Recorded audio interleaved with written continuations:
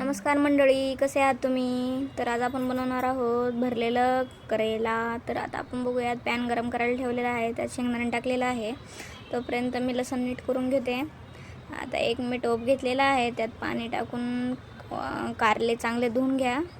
आता कारले धुवून झालेले आहेत. तर आता त्याला आतमधल्या बिया वगैरे कट करून घेऊयात, काढून घेऊयात त्यातल्या बिया. अशाच प्रकारे सगळ्या बिया काढून घ्यायच्या आहेत. आता कारल्यांमध्ये मी सगळं मीठ असं लावून घेतलेलं आहे.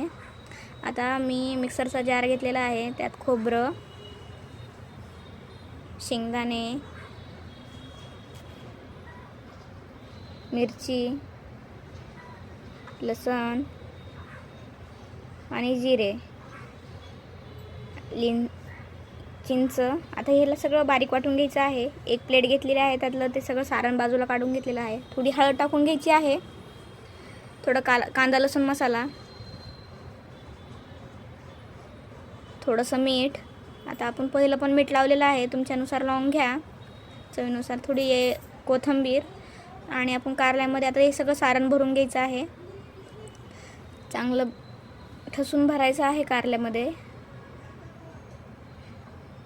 अशाच प्रकारे सगळ्याच कारल्यांमध्ये हे सारण भरून घ्यायचं आहे.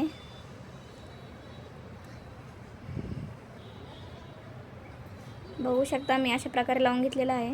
आता पॅन गरम करायला ठेवला आहे, त्यात तेल टाकलेलं आहे. एक एक करून सगळेच कारले त्यात ठेवायचे आहे. आता ते झाकून ठेवा 5 मिनिटासाठी स्लो गॅसवर. आता बघू शकता 5 मिनिटानंतर स्लो गॅसवर असं खरपूस भाजून झालेले आहेत. अजून 5 मिनिटासाठी आपल्याला ह्याला झाकून ठेवायचं आहे. त्याच्या आधी आपण थोडं मॅगी मसाला टाकून घेऊया. चांगलं हलक्या हाताने हलवून घ्यायचं, जास्त पण हलवू नका, त्यातलं सारण बाजूला निघेल. आता ह्याला झाकून ठेवूया. आता बघू शकता आपले कारले शिजून झालेले आहेत.